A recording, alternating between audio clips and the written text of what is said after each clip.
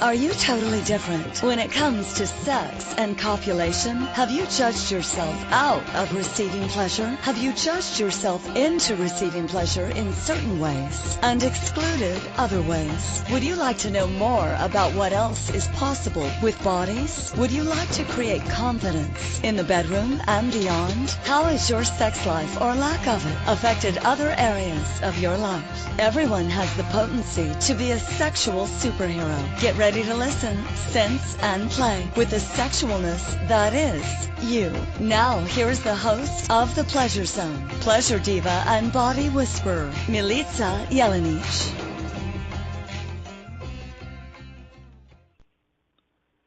Hello, everybody. Welcome to The Pleasure Zone. I'm your host, Milica Jelenic, and tonight we are going to be talking about something kind of very fun that is actually fun for me because I have these kind of conversations all the time, and the topic is how to talk to your kids about sex.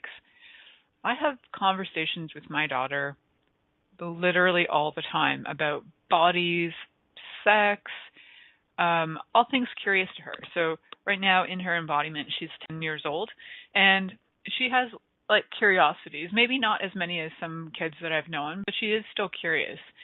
So I'll just give you some tips and tools on what I have used, and also what I've noticed with other parents when this topic comes up as well, and some things that might assist them as well. So for those of you who are wondering, who am I and what gives me the authority to talk about this? Well, I am a mom, so I have had these conversations. I also work with bodies regularly. It's my thing.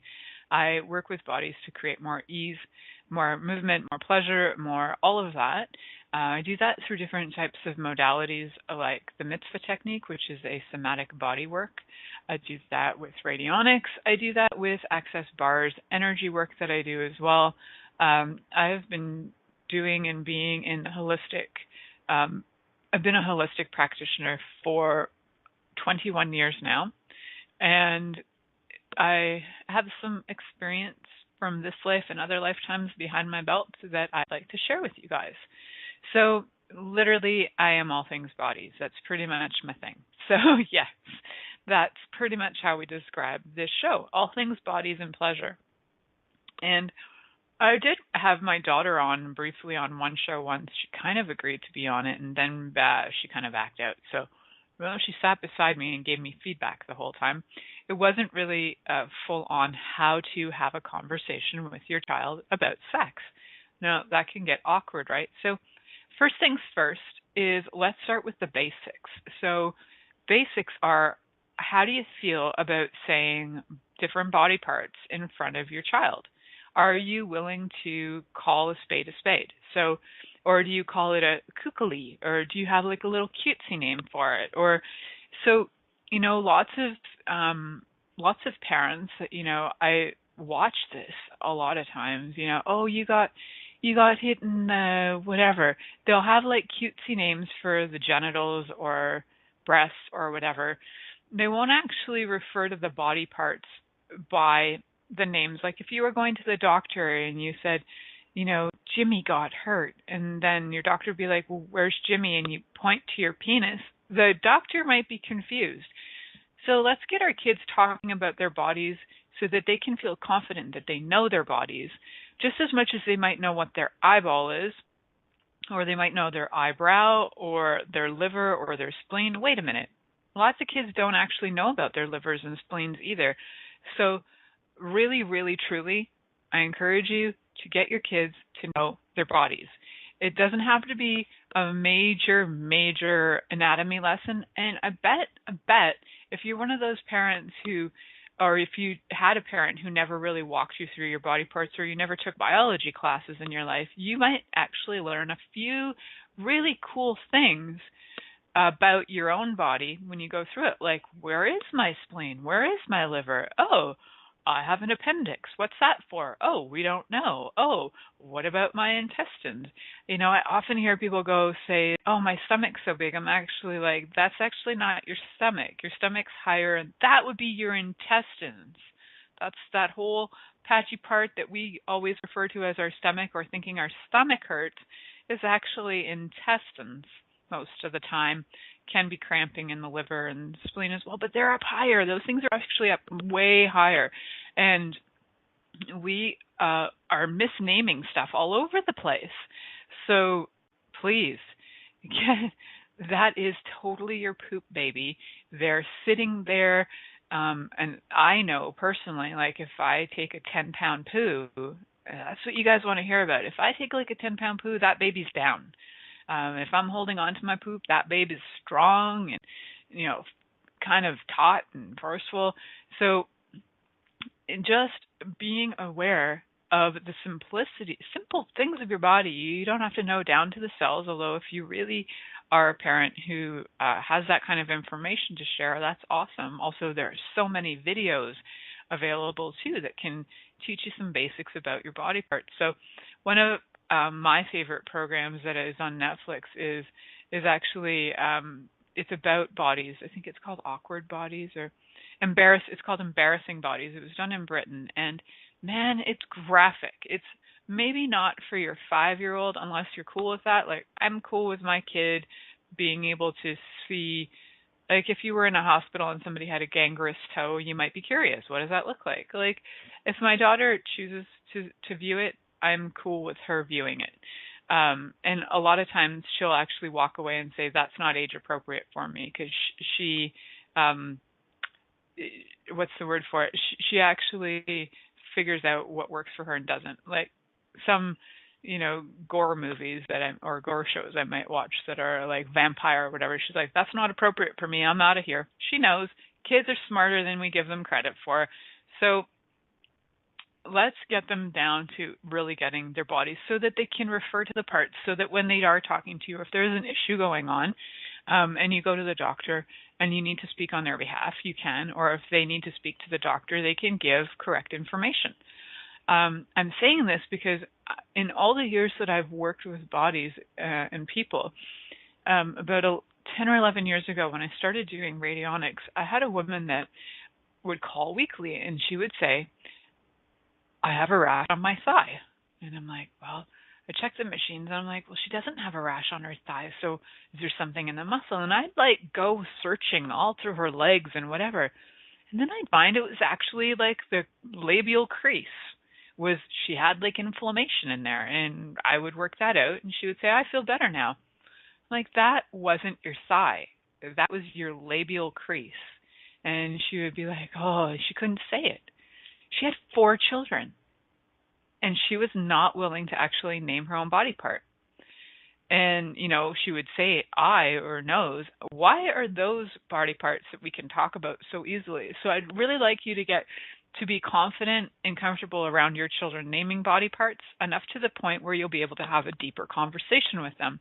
Until you can actually say these things like penis or vulva in front of your child, you might as well forget the rest of the conversation, because you won't even be able to go there. You have this embarrassment factor that's going to take over. I was at an event a couple of months ago. I was actually around my birthday, and there were 3 parents there. 2 of them are support teachers in school, and another one was just a random parent. And all of the parents who were at this particular gathering, all the mothers, were extremely scared and shy of having even the discussion of puberty with their daughters. All of them have daughters.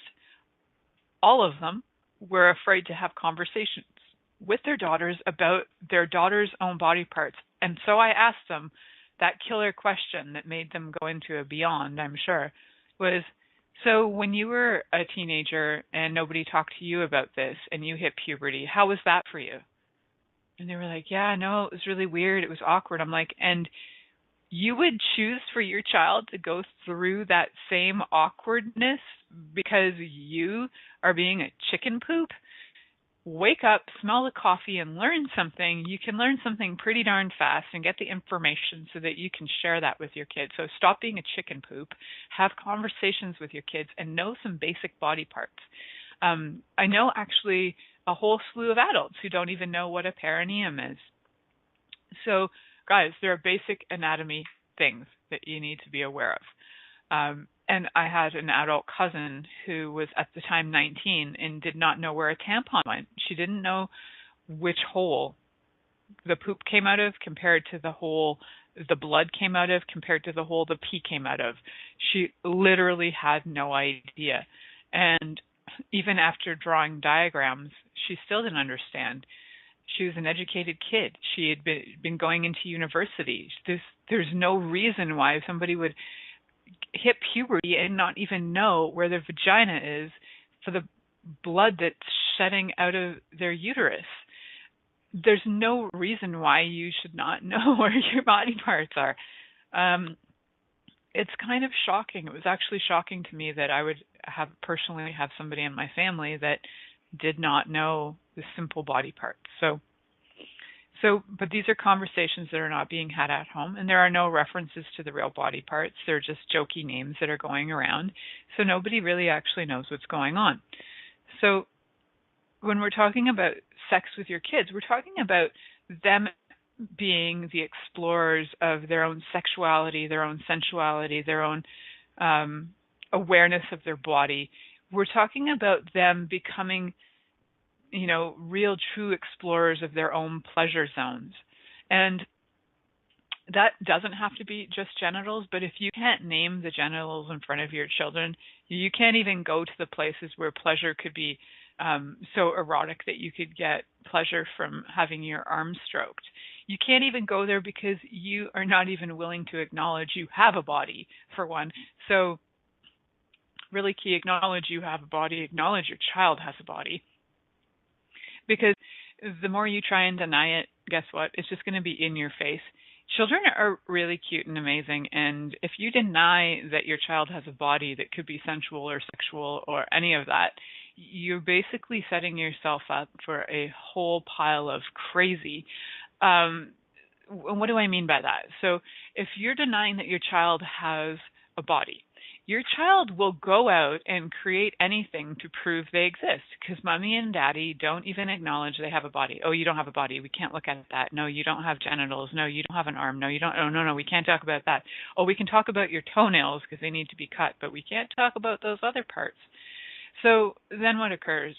Well, you're not having the conversation about cleanliness, which I had a whole 2 different series, one for women, one for men, about cleaning the genitals. And you can't even have that conversation with them. So now what's going on? Now they could be getting infections. Then they get sick. Then they'll create disease, and then they'll have to get attention, but you can't even acknowledge them. You can't even acknowledge what's going on with them to assist them. So then what, right? It's a tumbleweed of crap. So really key, really important, acknowledge they have bodies. Acknowledge that those little bodies are sensual mechanisms. They have sensory input from every single molecule on your body.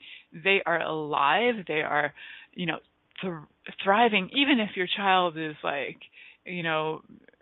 whether they have an injury or something, or they've been born with a genetic defect or something, as they would, I don't know what they actually call it politically correctly, but if you're born with something genetic that all children, including children who, might be highly autistic, or all of them, in fact, even more so the highly autistic children, are highly sensitive, aware beings who have sensual bodies that pick up information.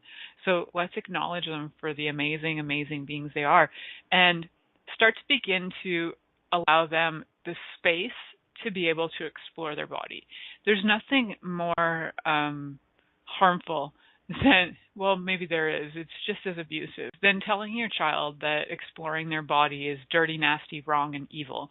That can leave scars. I have talked to so many men who were told that in their lifetime, who still to this day are, some of them are in their 50s and 60s.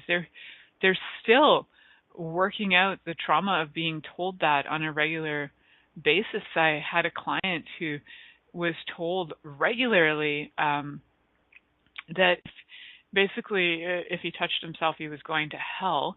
And it actually has created quite some trauma in his marriage. But so and he was raised super, super Catholic, lots of big family stuff going on, and lots of weird, stuff going on in the household. And then if he was ever assumed to have been masturbating, he would get in a lot of trouble, like violence on him for that. So kindness, your body is your body. Know your body, whether that's intimately through touch or through knowing the names of it. Know your body.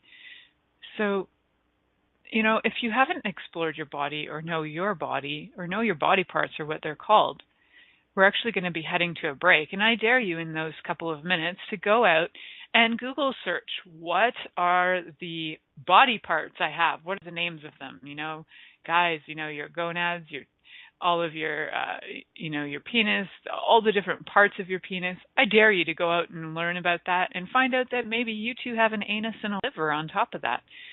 So we're going to actually head to break. And when we do, I dare you guys to go out and check out some stuff after these messages. Many of us have created a lot of limitations around sex and what we are willing to choose. What else is possible beyond what we have already seen, heard, or thought of? What if now is the time for a totally different sexual revolution, taking the taboo out of all aspects of sex, sexuality, and copulation by tuning in to the Pleasure Zone radio show with body whisperer Milica Jelenic. You'll receive tools, inspiration, and a foundation to allow yourself to receive more in your sex life and quite possibly other areas of your life as well. Listen for the Pleasure Zone with Milica every Monday at 8 p.m. Eastern Time, 7 p.m. Central Time, 6 p.m. Mountain Time, and 5 p.m. Pacific Time on InspiredChoicesNetwork.com. What would you say if I told you that you could change your life in only 1 hour and all while lying down relaxing? Thousands of people all over the world have. What am I talking about? It's called Access Consciousness, the bars. The bars is an energetic body process that contains 32 different points on your head that when run assist you in releasing decisions about any area of your life that you have made solid and as a result cannot change. The bars is the first class in Access Consciousness, a dynamic set of tools and information designed to transform any area of your life. When you have a bars session, the worst that can happen is you feel like you had a fantastic massage. The best thing that can happen is your whole life could change. Go to accessconsciousness.com today to find a facilitator to schedule a private session or to find a bars class in your area. Are you willing to give yourself an hour to change your life?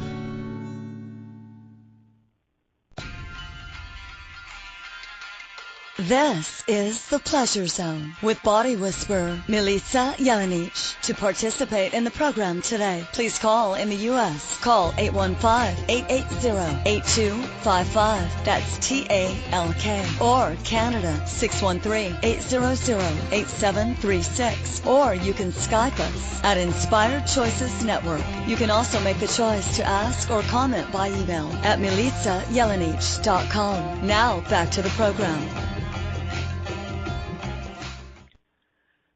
Hello, everybody. Welcome back to the Pleasure Zone. I'm your host, Milica Jelenic, and tonight we're talking about how to talk to your kids about sex. And like I was saying, we really got to kind of break it down to talking about the body parts first, being familiar with them, and allowing your children the space to be the explorers that they naturally are. Kids are curious, and they will discover and explore their bodies in their own time, in their own way. So, shaming your children, I'm not a fan of that. So if you have been shaming your child, I will find you and I will shame you myself. And why? Because you probably deserve it. And if that's my interesting point of view. And for those of you who get overly excited, oh Lord, I had an aunt who did this to me and I just wanted to backslap her. I was in about grade 5 and my body was just starting to shift. So I was I was trying on a t-shirt that had been brought home for me from a holiday that my dad went on. And I'm trying on this t-shirt and my aunt, who's a freak and a half, walked up to me and she pointed at my boobs and was like, "Oh my God, look, you're hitting puberty." I'm like, okay, there's nothing more embarrassing to a child for you to be pointing out their puberty. Um, Seriously, have some decorum about it and yeah, she was such an ass. So, is too. She's still alive and not much has changed. So if you notice it, your child will, in their own way or not, approach you, depending on how approachable you are. I know a lot of kids who will not approach their parents. I've had a few just approach me instead, because Ziva's friends seem to talk to me about everything. And it's kind of cute and funny. And Ziva was like, "Mommy, you should really teach my friends about bodies and sex." I'm like, "Well, I could if their parents let me. And, if they ask me questions, I'll answer it." So, and her birthday party kind of led into a very interesting sort of question and answer event. So you never know what's going to show up at a birthday party. So, allowing your child to approach you in their own time and own space is so key. Please don't force the information on them. It's not fun. Ziva sometimes ends up overhearing conversations, and she's like, "Yeah, it's too much information." I'm like, "Yep." And you chose to sit here during a conversation that you knew what was going to go on. Sometimes, like when she busts into the room when I'm having a radio show, I'm like, "You fully know what my radio show's about. If you don't want to know this information, don't come in the room." But somewhere deep down inside, there's some curiosity. So, she's showing up because there's a little bit of curiosity. And, I sometimes play on that. And I'm like, so, what is it that you think is so wrong about this? Because there's something about you that thinks it's so right that you want to be in here. She's like, "Well, no." But I'm like, "Cool. It's just a choice. You can come in. You can listen to any one of my shows. You're allowed. And if if you have questions, let me know. And feel free. If you feel like confident that your children could receive information, valuable information from my show, go ahead and let them listen. I know there are some parents who actually do let their children listen, and I hope that it's contributing to them. So for my little mamacita, for sure, she will approach me anytime there's issue with her body. And she's really good about, too, she knows there's something kind of different in our home. And I'm not saying that we're so different that nobody else could choose this. It's just my approach is different, I suppose. She does acknowledge that. And she'll thank me. She'll like, "Thank you for being my mummy so I can talk to you about anything." I'm like, yeah, because for me, I know that I didn't have that. That's not conversations. I could not, there's like mega truckload tons of judgment. There's still truckloads of judgment that comes from some of my parents.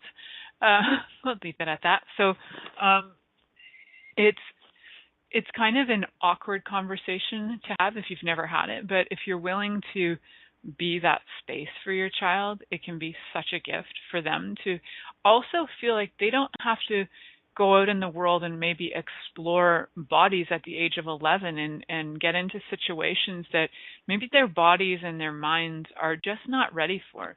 There are a lot of kids who are having sex starting at like the age of 10 or 11, and it's incredibly young, and there's a lot of hormones going on and not a lot of understanding of the consequences of what could occur, and also the emotional attachment. I mean, these are kids who when you're playing a game and you get maybe excluded from a game, that would just be devastating. So never mind if you're copulating with somebody and then they ignore you, that devastation is like immense.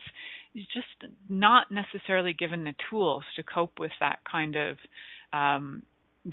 stuff, and that kind of stuff can actually stick with you for your life if you've never had the coping skills to deal with. You have sex and somebody walks away. How do you cope with that? But there are, and to teach your kids beyond the sex itself is to teach them the coping skills of dealing with the relationship or the not relationship that they might have chosen to have in order to get that copulation. And also there's a lot of value just in having those communication skills in relationship in general. So whether your child appears to be curious about sex or not, having them know how to cope with feeling rejection, or, and giving them some reality checks. So, whenever my daughter approaches me about like feeling left out, I will ask her, there's not like a set rule of questions, but I'll usually start with, is it true that you're being left out? And usually she'll come up really fast with, no, actually, I'm not being left out. I'm like, cool. So where did you exclude yourself? And she'll figure it out really fast. She's like, well, I didn't want to play what they were playing. I'm like, cool. So you excluded yourself. You chose not to play with them. Is that their fault? Well, no. I'm like, cool. Is it your fault? It's not your fault. There's no fault. It's just a choice. And once I can kind of get my daughter to a place where she can recognize that whatever that so-called rejection was just a choice, she can function a heck of a lot better, for one. But also she doesn't hold a grudge and resentment towards these people. So she can go in the next day and have a different approach or have a different relationship with them. Do these things repeat on her sometimes? Well, yes, they do. And why would that occur? Well, not every parent is actually teaching their child about choice, and not every parent is facilitating their child. So will the parents who are facilitating their child have children that come up against these things repeatedly? More than likely. But if your child uses tools, basically strategies for survival and thrival, if your child uses these really young, starting at, in utero, if you can start them in utero, then they have a really great chance of having those survival tools and skills throughout their life. And knowing that you're approachable and that you're not going to judge them will also have them be able to approach you about anything. If they happen to get pregnant, they would be able to approach you rather than hide it. Or, if they end up in trouble or if they've been violated, they'll be able to approach you without, feeling like they might be judged or it might be their fault. And it might not even be you. It might be the other parent who's created that energy as well. So they're just putting that or projecting that onto both my parents don't listen to me. Kids will often generalize that. People in general generalize that way. So we love to glom everybody together and go, it's the whole part of the universe that does that to me. Well, probably only started with one person, but we certainly like to generalize after that. So don't even try, just be space for your kids so that your kids can approach you, so that they can ask you literally anything, down from what is this body part to what can I do with this body part? Hey, what about this? Hey, what about that?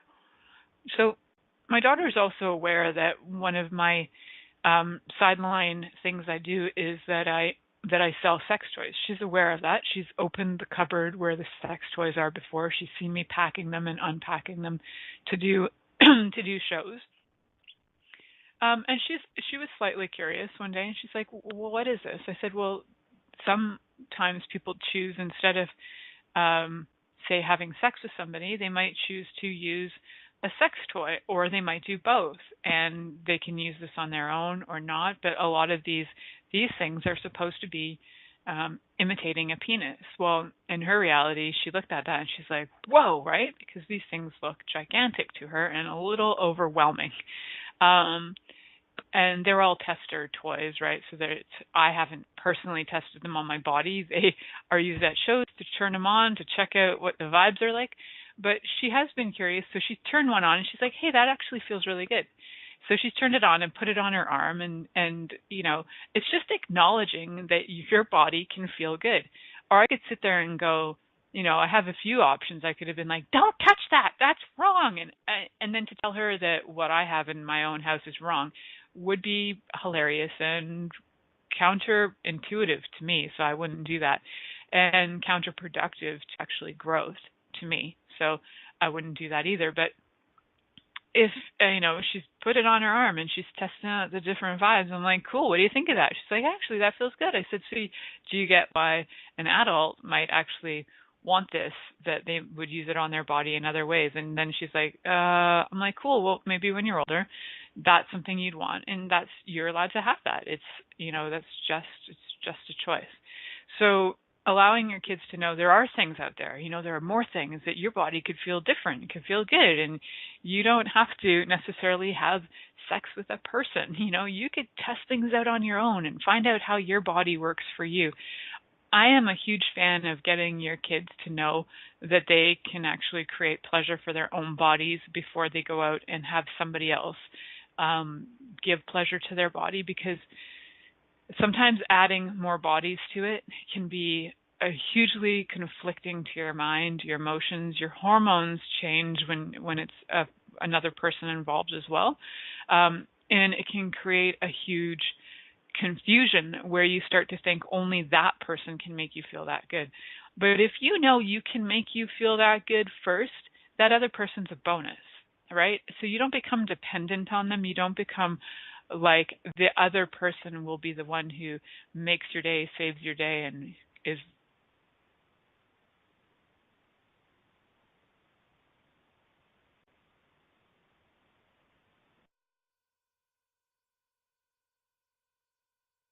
have joy. And it doesn't have to be just genital stimulation, but knowing their bodies can have pleasure. What feels good to you? So that's another question to ask your kid if they're approaching you, like, how do you do this? What do you do? What's sex like? And not all kids will approach, because not all of you are approachable. So if you'd like to be approached by your kid, be approachable. It's that simple. So yes, those are just some hints and tools there.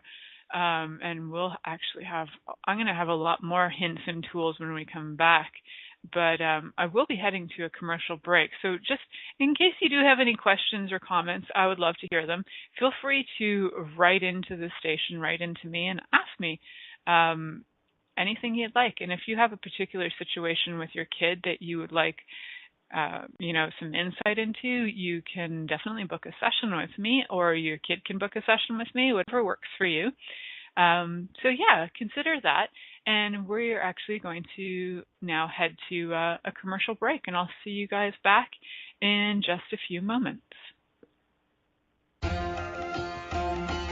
Many of us have created a lot of limitations around sex and what we are willing to choose. What else is possible beyond what we have already seen, heard, or thought of? What if now is the time for a totally different sexual revolution, taking the taboo out of all aspects of sex, sexuality, and copulation by tuning in to the Pleasure Zone radio show with body whisperer Milica Jelenic. You'll receive tools, inspiration, and a foundation to allow yourself to receive more in your sex life, and quite possibly other areas of your life as well. Listen for the Pleasure Zone with Milica every Monday at 8 p.m. Eastern Time, 7 p.m. Central Time, 6 p.m. Mountain Time, and 5 p.m. Pacific Time on InspiredChoicesNetwork.com. What if there's nothing wrong with you? What if you're far greater than you've ever given yourself credit for?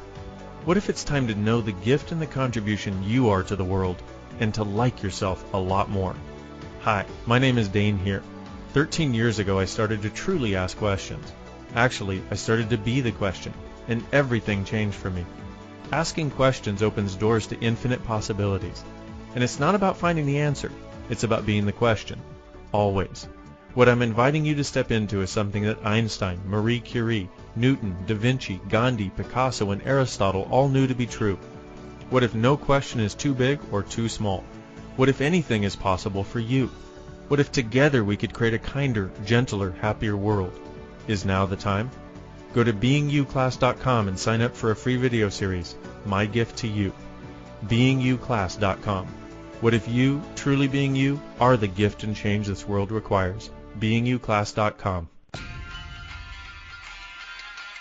This is the Pleasure Zone with body whisperer Milica Jelenic. To participate in the program today, please call in the U.S. Call 815-880-8255. That's TALK. Or Canada 613-800-8736. Or you can Skype us at Inspired Choices Network. You can also make the choice to ask or comment by email at milicajelenic.com. Now back to the program.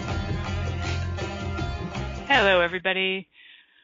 Welcome back to the Pleasure Zone. I'm your host, Milica Jelenic, and tonight's discussion is about how to talk to your kids about sex. And why would you want to do that? Some people are probably wondering, I don't want to do that. They teach them in school all about that. They teach them to a certain level. They'll teach them some basic anatomy, hopefully, and they'll teach them from their point of view. For example, my daughter's school, I recently got a letter home to let me know that in grade 4 they will be learning about the family unit according to Christianity, and what and how you are birthed. Basically, God's involvement in the creation of you and your parents' involvement in the creation of you. Where nowhere are you involved apparently in the creation of you, which just made me laugh. But there you go.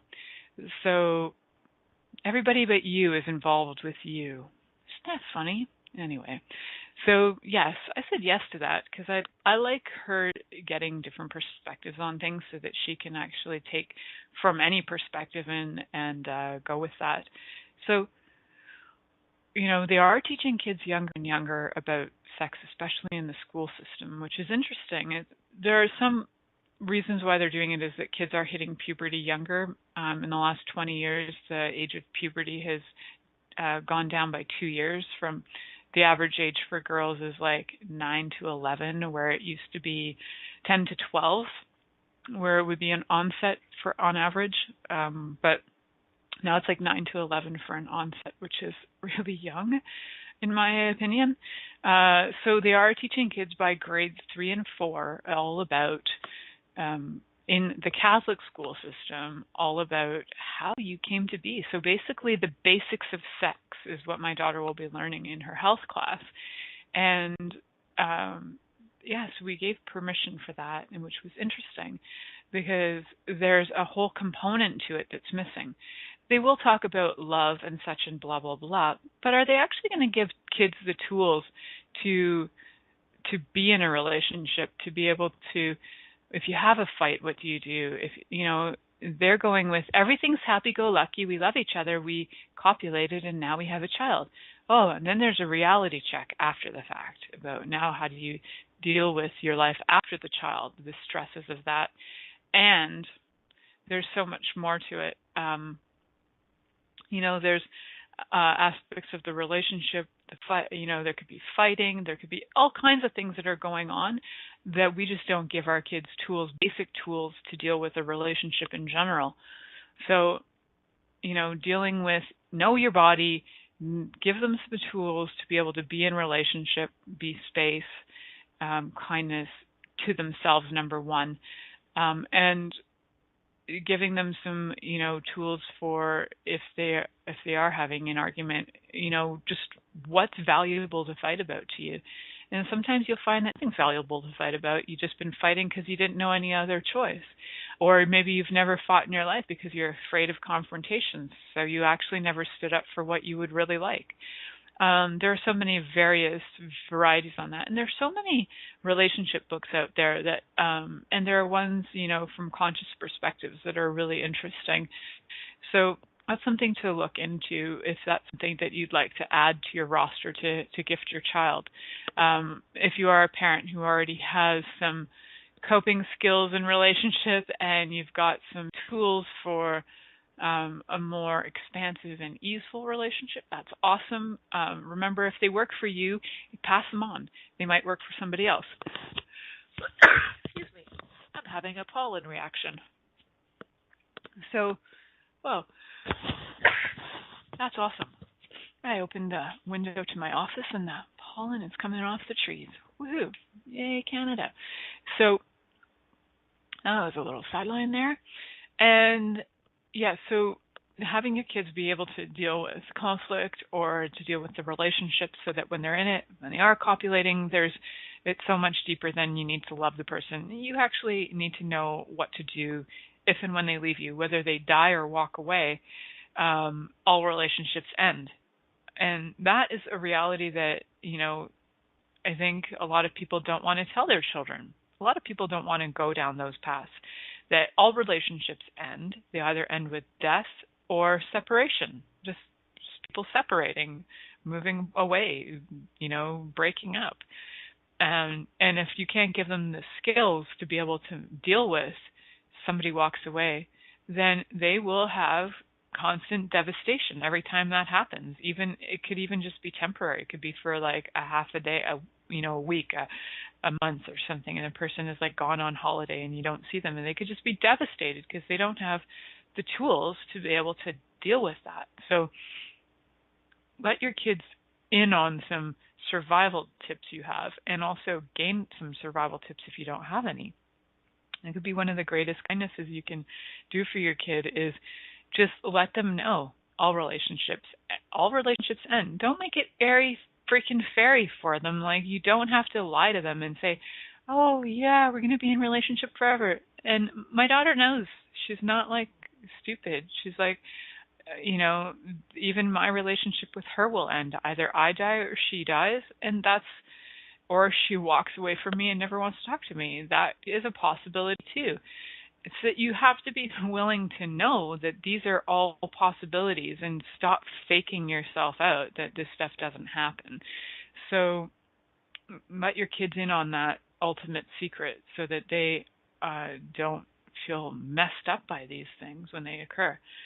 And getting down to the nitty-gritty of some information too, I feel it's really important to talk to your kids about sex in general, to know their body parts, because there is, as well as kids hitting puberty early, there is actually what seems to be a massive increase in sexual abuse, or maybe it's something just I'm aware of. It's maybe a massive rise in the area that I live in. But there seems to be a massive rise in sexual abuse, violence, all that sort of stuff, and rape, and all those kinds of molestation, and anything under that category. That when you actually have a parent that you can, if this has occurred to you, and and it's hopefully not the parent that you would be approaching, but hopefully there's an adult in their life that they can approach that could help them out of it in some way, or get help for them. So there's a bit of a, I know there's a lot of energy on that, because people are like, well, what do we do if our kids, well, if your kids know what to name and say what's going on, they can clearly tell us, they could clearly report it, tell a therapist, tell you what happened.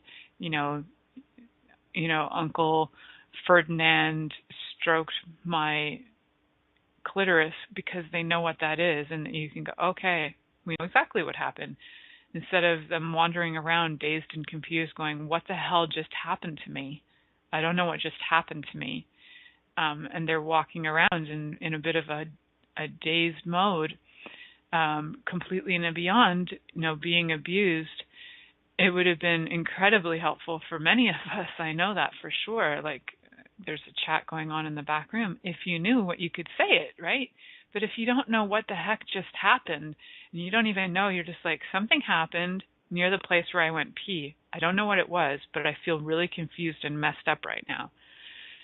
And you can't even say that, because you're like, I'm not allowed to talk about those parts because they're dirty, awful, and bad, and we don't talk about those parts. And plus, we call it flu, and it doesn't make any sense, because I call it flu, but the guy who just touched it called it pussy, and I'm all confused now.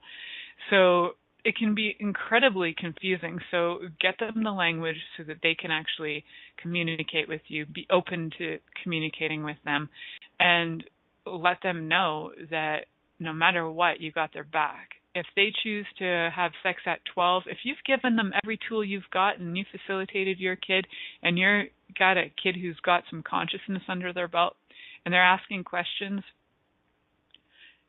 truth is, the chances are your kid probably won't even go for sex at an early age, because they'll be asking enough questions that would be like, will this be easy? Will this be fun? Will I, gain any information or knowledge or experience from this? Anything like that. Like, when your kid's asking questions and following their awareness, if you got an aware kid, chances are they are not going to get themselves having sex at the age of 12 because they'll be aware of, well, that person's just going to walk away, and I'm not interested in dealing with the backlash of what people have to say about that, or what I have to say about that, or what I think of them. And they could have already perceived the future, so they're not even interested in choosing that.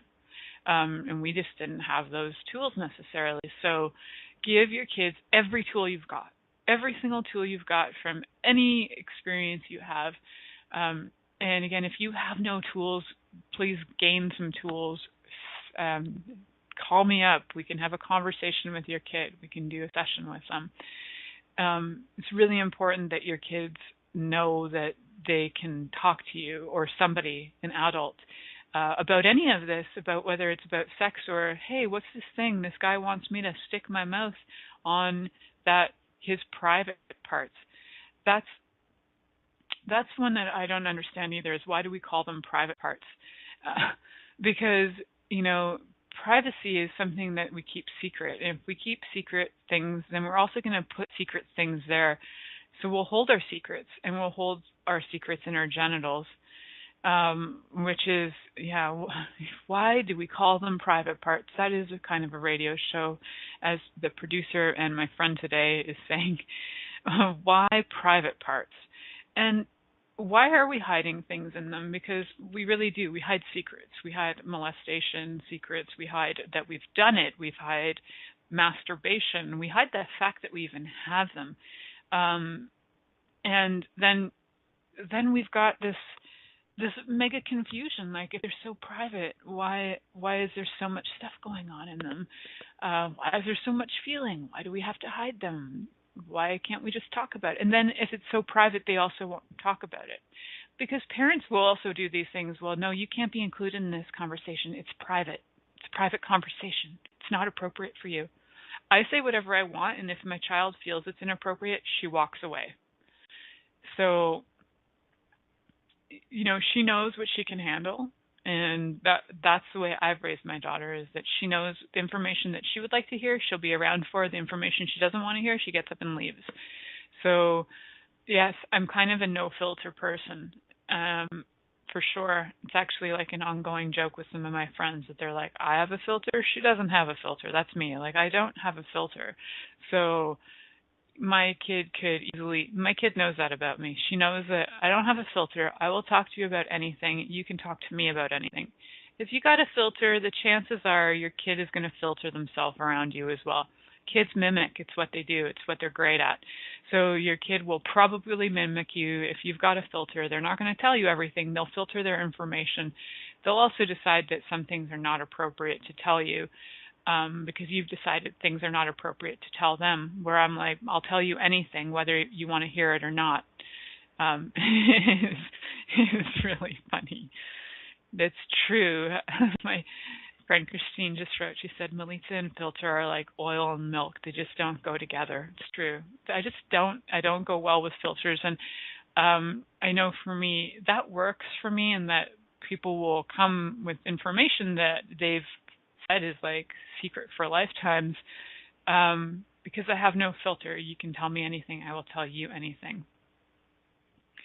And I won't tell your stuff to the world either. Certainly not by name. So, I'd like you to have that kind of confidence. I'd like your kids to have that kind of confidence with you, that they can approach you and tell you literally anything, whether it's from sickness, emotion, anything like that, because all of that is included in that whole sex sphere. All of that is part of it. And when we sometimes just make it down to how do I tell them about sticking the penis into the vagina, well, that's one aspect of it. There's so many aspects. There's the energetic connection. There's the emotional connection. There's the potential relationship or non-relationship and the resulting end of relationship, because there's always that. And then the effect on the body itself, possible pregnancies, STDs, and how STDs can not even be obvious STDs. You can literally spread things like strep from your mouth to your genitals. Just saying, like, if there are some pretty crazy things that go on that we don't even count as STDs because they're not your regular gonorrhea, chlamydia, or herpes, or we don't even realize that you can like transfer strep to, from via oral sex to genitals. So you got to be able and willing to tell your kids information that they need so that they can honor their bodies and they can have fun with their bodies, and they can be the number one knowers of their bodies. I'd like them to know their bodies more than any lover that they've ever had or will ever have in their whole lifetime. That they know their body more, and that they are willing to explore their bodies as the pioneer, frontier, the very forefront of pioneering the exploration of their body. So they're the ones going, oh, wait, I actually really like it when the in-between of my toes is stroked. I like that. But they won't know that unless you make it okay for them to touch their body. If you've already made it like, oh, stop that. Stop touching your hand. Stop picking your ears. Stop touching your foot. It's all dirty. Your body's dirty. Like, can you be more rude? Can you make a person feel more bad about themselves than telling them pretty much everything they've just touched is disgusting, dirty, and bad? I have a niece who, she can just walk funny and she has to go wash her hands. It could be dirty. So I'm actually not kidding. And our bodies are not dirty and bad. Our bodies create bacteria and funguses, and they create those and things get in them and whatever. And that is bodies. Bodies are just like that. They have fleshy parts and things grow on them, and you can keep them clean and not dirty, disgusting, and wrong. So please stop telling people that they are. And if your kid is walking around touching their genitals, you don't have to be yelling at them going, hey, why are you doing that? Stop touching yourself. It's you know what? It's just embarrassing you. If they're touching themselves in front of you, it sure as heck isn't embarrassing them. Just saying. It's only embarrassing you. And that's just your interesting point of view. So I say that because I babysat a little boy who at the age of 2 would just sit around and pull out his penis and check it out, and more than daily. And even when I stopped being his nanny, I would go visit, and he'd run into the room I was sleeping in and just strip naked and dance all over the bed for me. He was just very, woohoo, here's my body. And I would just cheer him on. I'm like, yay, Simon, you go. Check you out. How much fun are you having? When he was getting a little older, I kind of mentioned, I'm like, hey, buddy, sometimes not everybody is okay with watching you touch yourself. So sometimes with some people, you actually have to go to the bathroom and do that, or your bedroom. But he was 3 or 4 at the time, so it was more like curiosity exploration. And he would eventually, I would just find, there he was hanging out in the bathroom, checking out his body. And because why? Because kids are curious. But if I was oh, that's awful, go wash your hands, that's filthy, disgusting. Yeah, that is my bitch mother voice. You're awful and disgusting and filthy and bad. God, that could have impelled him with some major crap that would certainly make him feel like his testicles got ripped off, he was belittled, and he might as well have been castrated, right? So not cool. It's not cool to castrate people, men or women. I'm not cool with that. So don't castrate your children. Encourage them, and also don't be a weirdo about it. Don't be like, oh my God, you're hitting puberty. It's fantastic. Let's celebrate your boobies. No, let them approach you. Because if you get all in their face and all oh my God, you have boobies, it's embarrassing for them. Don't be an ass. So I'm sure I'll talk more about this on some other shows because I really just got to the real basics of it. But if you want to talk nitty gritty with your kids and you got teenagers who want to know some basics of how to have fun in the sack, there's a lot of information out there that they have their access to that we didn't have access to as kids. But hey, we can still talk about that on a future show. So until then, I hope you guys have a fantastic week, and I'll see you next week or hear you next week on the show. Thank you for choosing to listen to The Pleasure Zone. Milica Jelenic will return next Monday at 8 p.m. Eastern Time, 7 p.m. Central, 6 p.m. Mountain, and 5 p.m. Pacific on InspiredChoicesNetwork.com. We hope you'll join us. Until then, have the best week of your life by choosing to be turned on and tuned in to your body.